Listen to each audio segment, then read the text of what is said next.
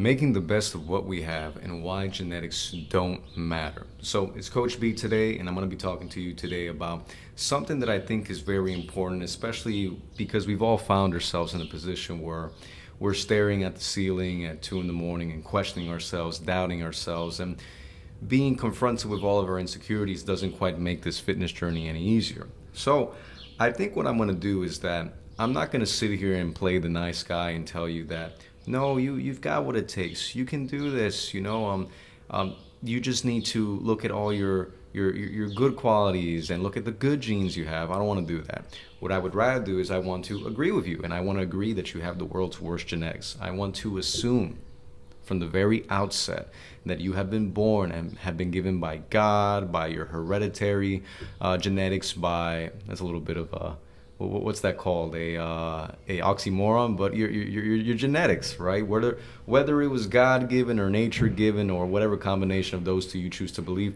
I want to assume the very worst case scenario, so then I can pick apart the illogical, the irrational, and the disempowering, the unbelievably disempowering belief that just because you have quote unquote, let me use an elegant scientific term here, shitty genetics, that you can't see the results that you want to, which are namely, making another assumption here, to live a relatively fit, happy, and healthy life. So that being said, let's go ahead and let's talk about the very definition of what we mean by we want to get fit, because we can take a look at it from a couple of different ways.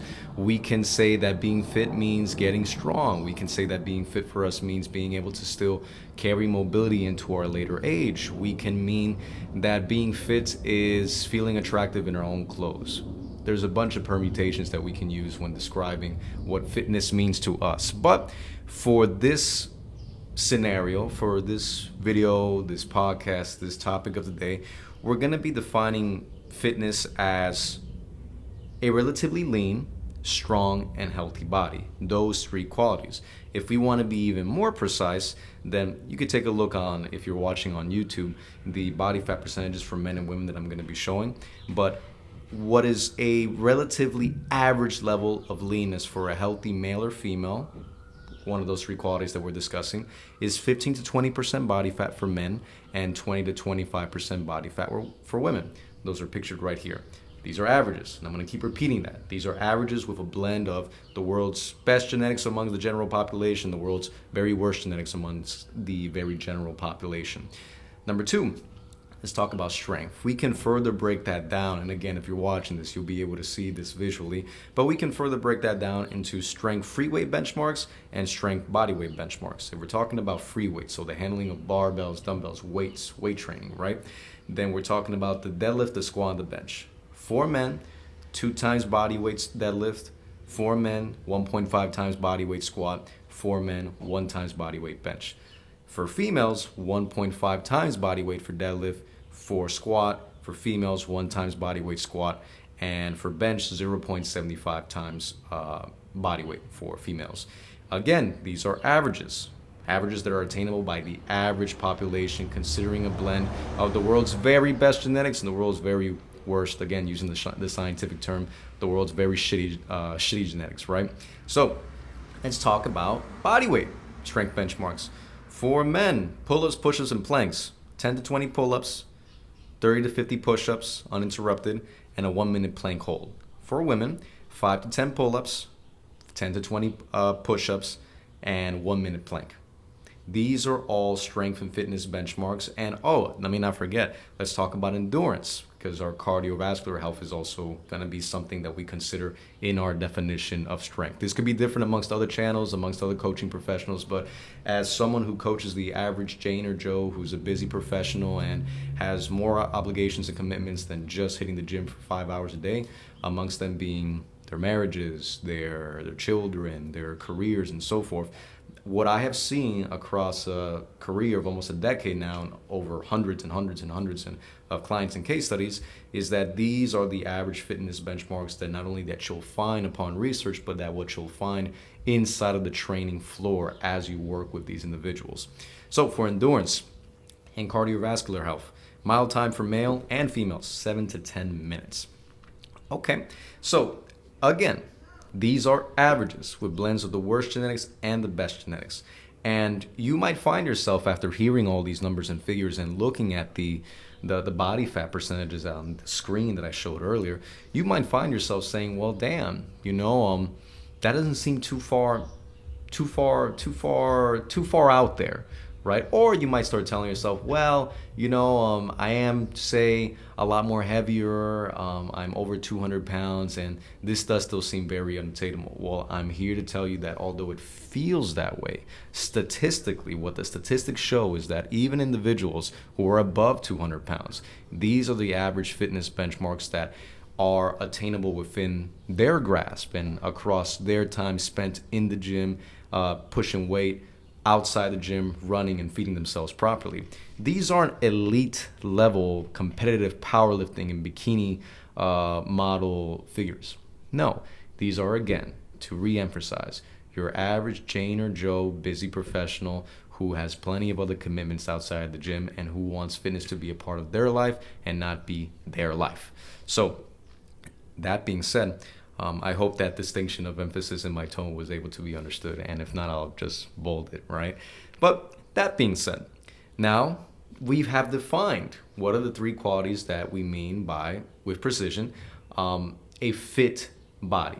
What is a fit body?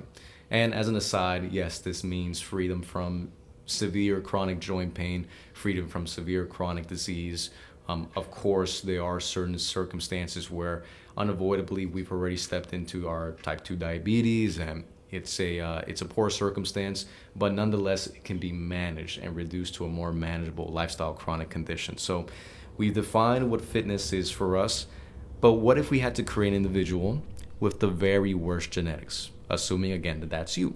Well, let's talk about 5 genetic factors, or 6. No, actually just 5, right? 5 genetic factors. I'll give you the scientific way of saying it, and then also just in plain English. Starting off with the very highest, I think, genetic factor that is probably going to hinder you the most. And I'm getting these actually from Dr. Mike Israetel. So I think you should definitely give him a look. He's a wonderful guy. Very funny guy, and he knows his shit. So number 1, low initial muscle size. Well, I mean, that's pretty plain English as it is, but that just means you got small muscles. Number 2, low neural output ability. So you're weak. Number 3, higher natural body fat set point. You're naturally heavier set. Number 4, more fast twitch than slow twitch muscle fibers. Low endurance. You can't really last long. Tongue in cheek. Number 5, low inclination towards strength training. Not naturally into lifting weights. You're not someone who likes to, lift heavy shit off the ground and put it back down, right? So, what do you do for a living? I lift things up and put them down. So anyways, let's assume that this individual is you, right? And let's assume that this individual with the world's very worst genetics, and me not coddling you and telling you that, hey, you actually do have good genetics, let's correct that cognitive error of yours. No, let's go ahead and tackle the deep philosophically held belief that i.e., you have the world's worst genetics. You're just not made for this fitness things. And I think the way that we're going to do that is in the style of a conversation, in the style of a Socratic dialogue. Ooh, fancy, I guess, whatever, right? It's going to be a dialogue between you and your friendly neighborhood coach, FNC. So let's start off with you. This is what you're going to be saying to me as we're having this conversation. And you're going to be saying, Coach, this is all useless, right? And a grand waste of time. I can train my ass off and eat as healthy as I want, but some people are just meant to be fit and healthy, and others aren't. I unfortunately was unlucky, very unlucky, and got the overweight and unfit gene. That's the way I am, and that's the way it is. FNC, this is all a grand waste of time. What do you mean by that? You, that only some people are meant to be fit and others not. FNC, so some are born with, say, good genetics and are meant to be fit, while others, no matter how hard they work, can't succeed because they don't have good genetics. You. Exactly. So what's the point? FNC, friendly neighborhood coach. Well, if that were true, then sure, you might have a case in point. But let's examine if it is in fact true and not just take it for granted. Let's test our assumption here. Let's say a person has all the worst genetics, weak, little to no pre-existing muscle. and no natural inclination towards training. Do you know of anyone who has had some, if not all, of these conditions? You. Sure. FNC. And have you seen them lose weight and keep it off? You. Yeah, but that was them. FNC. Okay, fair. Let's assume that the few people you know who somehow succeeded did so by doing something other than hard work, whether it was luck, genetic, or environmental. Let me show you some other examples. And if you're watching this on the YouTube video, you'll see that I'm putting up again, to use another scientific term, a shit ton of testimonials of people who have had all sorts of crazy genetics, much like your unfortunate soul has. So, none of these people had good genetics either. Some of them were even obese. Some had horrible luck, facing many tragedies and hardships. And some even spent their whole lives thinking and feeling so strongly that they couldn't do it. How do we explain that then, that they were yet able to? You. Well, because they worked hard for it. Ah, friendly neighborhood coach. Okay, in other words, we find that the average benchmarks of fitness can be achieved even by the person with poor genetics, like those pictured through hard work. It is possible and attainable. You, but it's just too hard for me. FNC, too hard? What do you mean by that? Impossible. You, well, no, just that it would be really hard. Too hard. ... Self-pity. FNC, well, you've done plenty of very hard things in your life before, right? You, I have. So FNC, does it follow that something being hard means you can't do it? You, no, but this is different. It'll be too hard. FNC, can you prove that to me? You, well, no. FNC, can we agree then that if you did something or tried something and gave it your all, that you would be making some sort of progress, more likely than not?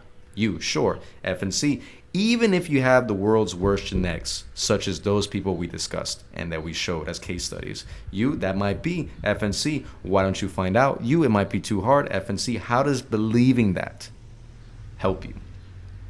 You, it doesn't. FNC, what could be a more helpful way of looking at this then? You, and listen to this, that I might just have bad genetics. Okay, too damn bad. That sucks. But it does not follow that I cannot see any progress towards my fitness goals. In fact, thinking and believing so stubbornly that I can't will ensure that I make no results. However, thinking that I can, if I were to work hard, persevere, and learn the right things, will give me a fighting chance at the very least, and in the worst case scenario. And the road will be tough, especially compared to someone with poor genetics, but that is no good excuse for not trying. So I will try. FNC. I think that's an empowering, logical, and more true to the facts way to look at things. Get to work then. I wish you much luck. Some parting thoughts here. So, when we're upset and we're confronted with our own limitations and weaknesses, including shitty genetics, and we are faced with a long road ahead of us, then it's easy to choose the unhealthily emotional, irrational, illogical solution that says that, well, we're not made for this fitness thing. But in a sober moment, if we can reflect and we can accept that even with that, we can argue for ourselves and make a case for ourselves that's true to the facts and that logically follows, that we can still live a relatively fit, happy, and healthy life, despite the very worst genetic conditions that we might have inherited from God, from nature, our parents, or the universe. Then, I think, as you just said earlier, that you give yourself a fighting chance. So, again, I hope that in this video, in this podcast, that I didn't give you some Pollyannish idea of, yes, you can do it. The world of positive thinking, self-improvement. You can make this happen if you just believe in yourself. No, I'm assuming that yes, in fact, you do have shitty genetics. Yes, in fact, you might not even have a limb. But trust me, and we all seen this, right? We've all seen that a motivational speaker who's had no legs, no arms, and he's somehow been able to make something of himself, and he's somehow been able to create some sort of fit. I saw a video of a guy the other day who I think had his legs cut off or his arms cut off, something like that. And this motherfucker was a Paralympic athlete on the swimming team of his nation. And I'm over here, like, feeling bad for myself. We're over here feeling bad for ourselves and for one another. That is complete bullshit. And although we're not bullshit people, we're not bad people for thinking those things. Well, we are carrying some very stupid, idiotic ideas that are stopping us from getting to where we want to get to. So again, I hope that this harder conversation, this hard talk, is inoculating you against the very stupid, silly, irrational idea. Doesn't make you silly, stupid, and irrational, but the very idea that you may or may not be holding that is impeding you from getting you from where you want to.